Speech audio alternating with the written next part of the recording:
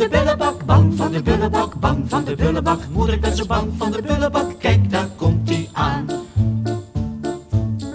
Kinderen, wat hoor ik daar in de verte voormisbaar? Hele grote reus komt aan, kom maar dicht bij moeder staan. Dichter, dichter, dicht bij mij. De bullebak komt naderbij. Moeder, ik ben zo bang van de bullebak, bang van de bullebak, bang van de bullebak. Moeder, ik ben zo bang van de bullebak, kijk daar komt hij aan. Kinders, kruip maar achter de prullenbak. Bang van de bullebak, bang van de bullebak. Kinders, kruip maar achter de prullenbak. Ik ga voor je staan.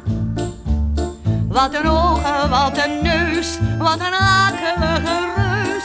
Een reus met scherpe zwarte tanden en met hele grote handen. Kinders, heb je dat gehoord? De bullebak klopt aan de poort.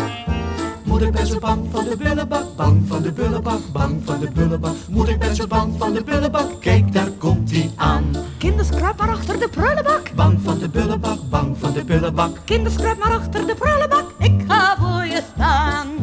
Waar zijn de kinderen? In de regenput, bullebak, ligt het deksel maar op.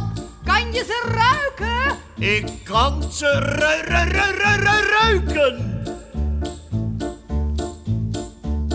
Boze reus met grote ogen staat nu over de put gebogen. Moeder zal hem douwtje geven, plons, hij is niet meer in leven. Kindertjes zijn goed beschut. De bullebak ligt in de put.